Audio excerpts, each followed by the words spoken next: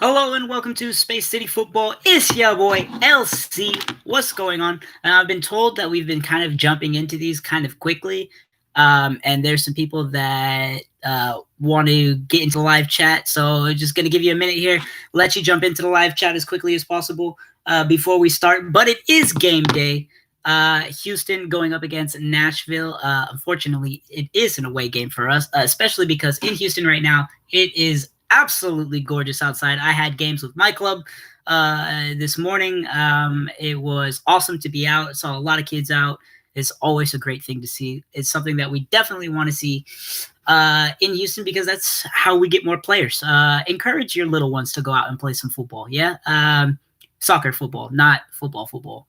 Because I got to tell you, man, watching 8-year-olds like in full pads, like going at each other, it's gnarly stuff, man. It's gnarly stuff. Flag football. I'm okay with that. I'm okay with flag football for those ages. But anyway, getting into it, we got Nashville today at 2:30, and I am excited for this one, mostly because I've not been excited about the last few games, and I'm not really going to get into them because I want to forget about them as quickly as possible, especially the game against Chicago. 4-0. Very sad. We were switched off, is the best way to put it. But we look forward. We are playing in Nashville today. The lineups have not yet been posted. I expect them to be posted here in the next couple of minutes. I am on the Dynamo's Twitter page because it's usually where it comes out first. Usually they beat ESPN to the punch, so we are keeping tabs there. We're watching. I expect right off the bat a lot of changes in our starting 11, mostly because there are a lot of players who have been playing back to back, especially Struna, especially Ludenquist. So I expect to see definitely a lot of changes in the back four. We'll probably see some changes in the midfield. Not sure what we'll see up top. We look at the starting 11 for last time out. Obviously, we expect March to start in the goal. Struna and Figueroa as center backs. I really don't expect either of them to be there for the starting lineup today. Kind of expect Cabrera for Fuenamayor. Struna because he's played like 5 or 6 games in a row for us already, and Figueroa because his last couple of times out has been poor, to say the least. And again, it's not really a shot at Figueroa. It's just the facts.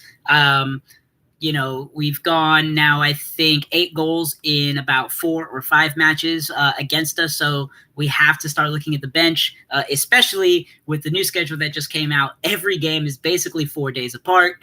With some little gaps in between, but we have to look at that. We have to look at rotating players. So I expect to see that today. Definitely expect to see Struna out. I expect to see Figueroa out. Bisma started for us last time out. Kind of expecting to see him start again. Possibly looking for Valentin to start. On the other side, kind of expecting Ludenquist to take a rest. But again, we know that a lot of coaches don't like making such drastic changes in between games, but at this point, I think it is kind of necessary. Into the midfield, definitely expect Memo to start again and Vera, even though I would kind of go out without Vera to start. Zabel's been injured with the thigh strain. I would like to see him back in action. Not sure how he's doing on that. Hopefully, when the starting lineup drops on Twitter, we'll see him back in the lineup. If not starting, perhaps on the bench, maybe we can get him back into a few minutes. And then Sorin on the other side, he'll probably start again for us. I don't see Darwin sitting this game out. We did sub him out last time. I wanted to sub him out earlier in the game, but it was kind of too little too late. But he was the only one tracking back for us defensively. And in a game where we lost 4-0, it was definitely something that we needed to see. Going forward, Quintero, he'll probably start. Ramirez, I kind of expect Ramirez to start again. I understand that we gave Manotas a break up top, not starting him last time out. I kind of expect him to continue to be on the bench, just purely for the fact of rotation, just so we can, so he can get a bit more time off, kind of get rejuvenated. I kind of expect him to start again on the bench, and I honestly think it's more beneficial for us if he comes on in the second half or late in the second half, kind of depending on the scoreline. We'll see what happens there. On the other wing, Hansen started last time out. He was replaced at halftime, right after halftime, by Lassiter. Look, again, nothing against Lassiter, okay? But he has been poor for us the last couple times out. Not necessarily in creating turnovers, but just really not creating anything dangerous for us going forward. I like Hansen starting there on the left wing for us. He's a younger guy. He's about as fast, if not, about as fast as Elise was for us. And I've only seen him a couple times out, but I think he's just has that creative edge over Lassiter. So I really want to see him start today. Hopefully he gets that chance again. I feel like he was not given justice against Chicago, because where we were really poor, even though we didn't really create up top very much, we were really poor in the midfield and in the defense, and I think that just made it harder for our top three. So I really am Tab, if you're listening, you're probably not, but if you are, give Hansen a chance. I'd love to see him in the starting lineup. Let's talk about Nashville real quick. Ninth, let me check that. Yeah, ninth in the Eastern Conference. This is a team where if we look at the bulk of the league, most teams have about 4 or 5 wins. They are sitting with 4 wins right now, 3 draws, 5 losses. And that's just kind of how the league is divided right now. Anything kind of goes at this point in the league. Everyone is adapting to the condensed schedule. Everyone is adapting to COVID restriction. Everyone is adapting to less fans in the stadium, or in some cases, no fans in the stadium. And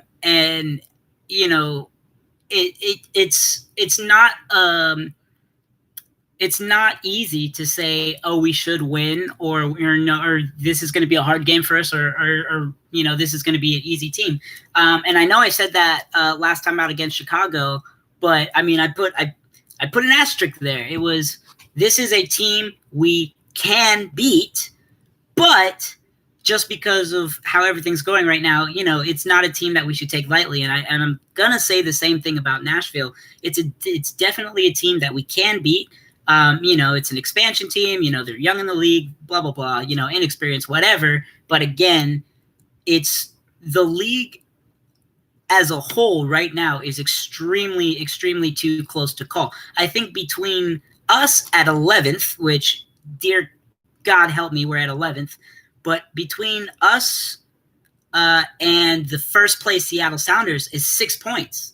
I mean, that is drastic. And it's almost the same. If you look at Nashville, they're a bit more, because Columbus is doing really well. Let's check it out. 15 points behind the league leaders.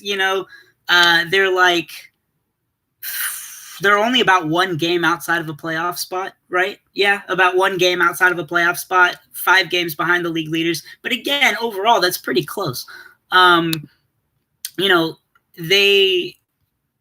haven't really been generating too much in their games. The last time out, they're 1-0 over DC, 2-0 loss to Columbus, and then a 4-2 win versus Atlanta. And of course, Atlanta are struggling right now. But again, to put away 4 goals, it says something. So it's not like this is a team that's just going to roll over for us, even though they are 9th in the East, and even though they are a new team. We are going to have to play drastically different than we have in our last few lineups. Fast start for number 1 is absolutely necessary. I think we need to press high early. I think we need to look to get balls into dangerous places. And if we can score within the first, I'd say 15 to 20 minutes of the game, then we can really control the tempo, and we can really control how the rest of the game is played. And I think that relieves the pressure on our midfield, which in the last couple of games, I think we saw early on in the restart, is our midfield I mean, it was the league was watching. They were extremely the play was extremely fast. The balls in were extremely dangerous, and we were able to maintain possession in the midfield and build up that way. Going into this game, we saw against Chicago, we saw against Dallas, and we saw against Minnesota that our midfield was not able to maintain possession of the ball very well. There was lots of turnovers. There was some balls in that, either didn't really make sense or they were just kind of in a place that wasn't really dangerous. We weren't getting into those dangerous areas that that we'd like to and that we have in the past that really led to easy goals. We've been able to generate a lot of shots, but again, the shots on target, the shot ratio is not there. It's a lot of off-balance shots, wide of goal, either left or right. We're kind of forcing, we're finding tiny gaps and we're forcing balls that are, they're never going to find the light of day. So I think that for us, our midfield, strengthening our midfield and playing well in the midfield is going to be the defining factor for today. It's either going to relieve pressure on the defense and allow us to retain the ball more so they don't have to defend as much, and it's going to help out our attacking three in that the goals will be generated from the midfield. That's very much what I expect going on to today. So we'll see what it looks like. Still nothing. Just checking. Hold up, I have a notification. What happened? Did somebody post something? Nope. Aggieland Dynamo liked our tweet, so Aggieland Dynamo, appreciate y'all. Glad to know there's Dynamo fans outside of Houston. I know it's not far out of Houston. Only about 90 minutes away, but we see y'all and we love y'all. And thanks for liking our Twitter page. If you're not on our if you're not on our Twitter page, it's @space_football, football spelled FUTBOL, because we like to keep it international around here. And we don't want anybody to think that we're talking about American football, which even in this day and age is something that we have to clarify, and it's really sad. So yeah, thanks for the support. Give us a like on there. Give us a follow. Anytime that we get new news, it's going to be on the Twitter first because it's always fastest, and then we'll jump on here and we'll usually do a video about it. Yeah, so if you haven't liked this page yet, subscribe, share it with your friends, like the video so I know that I'm doing a good job. Because if I get no likes, then I'll think everybody hates me and I just won't do it anymore. Probably not. I do this for my own ego. Anyway, going back to Nashville, again, not generating a lot of goals for us. For Nashville, they're not generating too many goals per game, with the exception of, against a weaker side, which is, Atlanta right now. Where is Atlanta? 10th in the Eastern Conference. So yeah, they're even behind Nashville, which is, for a team that started off their franchise so strong, similar to what we did. We started off our franchise extremely strong. I just don't think that we had the drop off that they did. And when they dropped hard. So yeah, sucks to be from Atlanta right now. Anyway, looking at their, we look at their lineup. Joe Willis is their keeper. He's an experienced goalkeeper. He's in his 30s. He's played around. He's not, he's not somebody to take lightly. He's, I don't know how much of a leader he is for that team, but I do know he is dynamic in his role for that team. Let's click on his name. 12 appearances.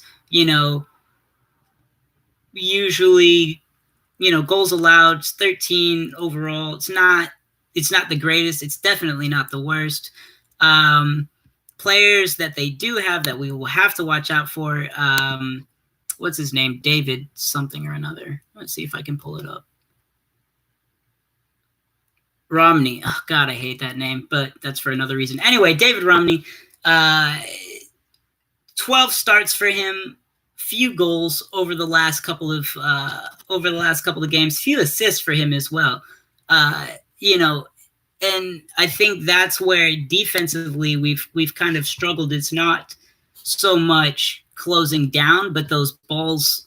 So those balls through that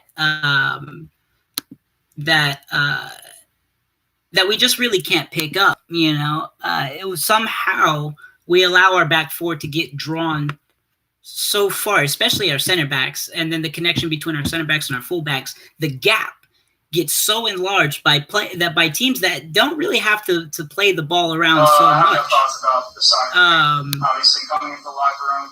I don't want to hear it, Nashville. Go figure. Anyway, we get picked apart by those players that are able to create a lot of assists. Michael McCarty is another one for them, who is, he's one of those midfielders where if you give him, you don't really need to give him a lot of time and space. He will find those through balls, and he will find a way to move the ball around just enough to separate your defense enough to have shots on goal. And I just realized Chelsea are losing. I'm a Manchester United fan for any Premier League fans out there, but I'm very, very glad that Chelsea are losing to West Brom. 1 second here.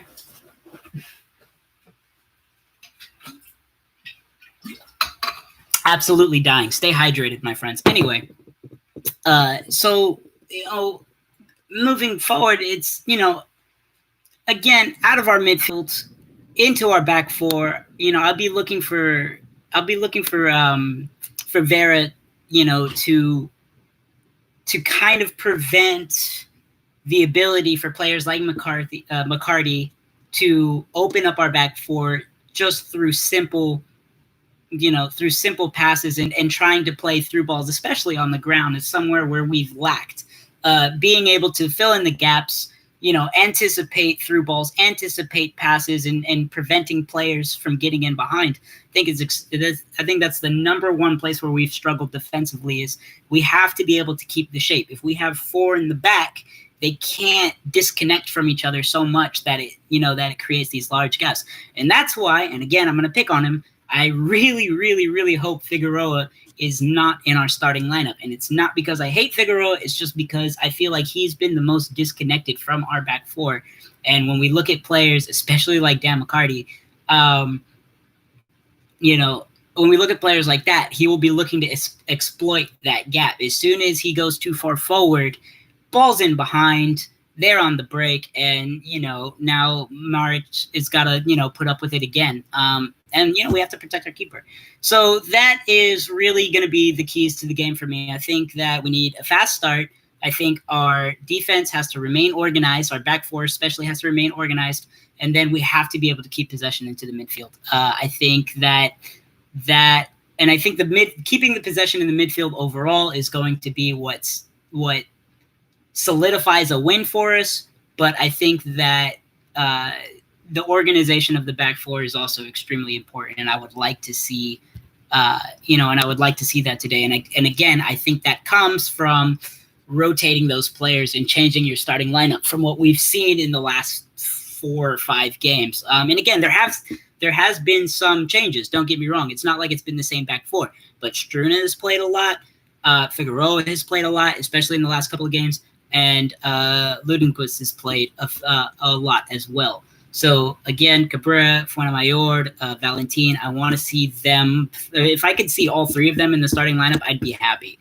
But if I see at least 2, I think I'd be okay with that as well. But at least 2. There needs to be at least 2 changes, if not 3. And if you go with a completely new back four, yeah, I can see how it's risky. But again, we've been struggling there, so I think it's proper. I think it's okay to make that change. If you're just joining us on Space City Football, again, the live chat is there for you. Please use it. I want to hear from you guys. I want to know your thoughts, because it continues the conversation, and I think it makes the conversation better. So if you think I'm completely far off base and you want to give me your opinion, tell me why. Or if you just like what I'm saying and you want to tell me how good of a job I'm doing, you can tell me that too. Or if you just want to know about me, you can ask me anything, really. You ask me anything, I'll answer it. Nothing crazy, but you know what I mean. Let's check it over real quick just to check out the Dynamo Twitter page, just because we are getting really close to 1:30, and usually about an hour before. It's kind of the trend. About an hour before a match is when we'll start to see those starting lineups. But the Dynamo, the last couple times out, have dropped it earlier, which is nice. I like it when they do that. And it's not up yet. Okay, well, dang it. I don't know where you're going to be watching the game, but I'm going to be over at pitch 25. It's Brian Ching's spot over there by BBVA Compass Stadium. I know that the Texian Army is going to be out. I love those guys. If El Battalion or the Surge is going to be out, let me know. Because I like to reconnect with you guys, and I like to meet the new supporters of each group. I got my 2012 Texian Army t-shirt on right now. Back in the days when I still lived, before I left Houston, I used to, hang out with those guys and go to as many games as I can. And now that I'm back in Houston, I'm very excited to see you guys again and reconnect with you guys. And if you're not part of a supporter group and you'd like to be, let me know, because I will definitely figure out a way to get you all the information about how to join. And that's something I'll probably start doing because it's not a bad idea. It just hit me. But they're all on Twitter. I know at least El Battalion and Texian Army on Facebook. I'm not sure if the Surge is, but there probably are, just because that would make sense. But they're all on Twitter at least. A couple of them are on Facebook. Check them out. And if you're just a fan who's like, nah, supporter groups are not for me, you have a place in football and you have a place in the stadium, and we want to hear from you too. So definitely, don't be afraid to join the conversation just because you're like, I'm not really a fanatic. It doesn't matter. If you're a fly-by-night fan, shoot me a message. Let me know your thoughts. Because again, with a rebrand, all of that kind of thing, trying to grow the presence of fans at the games and things like that, it really just starts by us connecting with each other. And that's what this page is about. I just want to connect with you guys. Samuel Juarez, thank you for following us on Twitter. Alex Torres, thanks for subscribing to our YouTube channel. Alex Stevens, Alex, were you our first subscriber on the channel? I don't know, but he just joined us on Twitter, so thanks, Alex. He's my brother. I know him. Yeah, but he just joined our Twitter page. Should have happened even earlier. Ben, no last name, but just Ben. Thanks for following us on Twitter, and Dwayne as well. Just followed us. No last name, but anyway, thanks for the follow on Twitter. And again, jump on to the YouTube page and subscribe. Put the notifications on so you see when I go live, because I really, really, really just want to hear from you guys. And as you guys can tell, I'm just kind of filling as much as humanly possible because I expected the Houston Dynamo to drop the lineup by now, but it looks like they haven't. And if they don't, it's okay. Oh, dear God, before I forget, it is a doubleheader today, by the way. The Dash are playing tonight at BBVA, 7:30, and they are playing, and I can't believe I just forgot because I just looked at it, and I'm very excited for them. Or they're playing Orlando. It's the Orlando Pride. A Alex Morgan-less Orlando Pride, which is funny to me. Anyway, they're playing tonight at 7:30 p.m., and we will do a video. We're going to jump on again after the Dynamo game at some point. We're going to talk about what happens, and then we'll jump on again after the Dash game tonight. So if you are a fan of the Dash, or if you just want to learn more about women's soccer, look for us. Look for the notification. I'll always put it on Twitter when we're about to go live, and then I'll jump on onto the channel and we'll go live there. But look for that. We're going to be talking about that game tonight. Let's see. I mean, it's a return. It's a return to the stadium for them. Extremely happy for them. They have only played one new game. Yeah, right. One game in the new season so far. It was a loss. It sucks, but this is a club that we know is extremely dominant in the NWSL. And so, I mean, not too worried about it. I'm looking for them to bounce back. And I think that starts tonight. I think Orlando is a game we can absolutely beat. They had a draw last time out. So yeah, I'm not worried about them. And again, that's a league where I can be like, yeah, we're gonna win. There's no doubt in my mind. I am so much more confident in the Dash right now than I am in the Dynamo, unfortunately. But that's just because of the matches that we've had, and the success that our championship Dash side have had. I'm extremely excited to see them play. So yeah, please tune into that. Or if you, I'm pretty sure they're selling tickets to that game. Let me check that right now, actually. Let's see if you can get tickets to that game. BBVA has started letting Dynamo fans back into the game. They started that about a week ago. So, dear God. Anyway, at BBVA Stadium. Let's see. Can you get tickets to this game? I feel like you should be able to. They are at a limited capacity for the Dynamo games.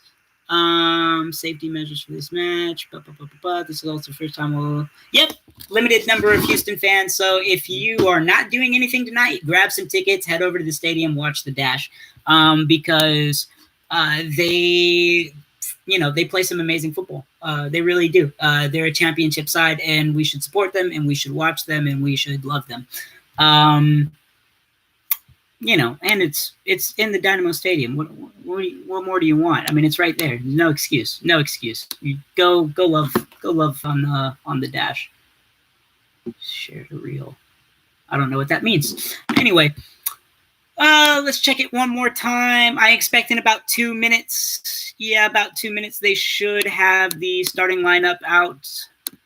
But again, you know how it is. Sometimes they're slow. Sometimes they're fast.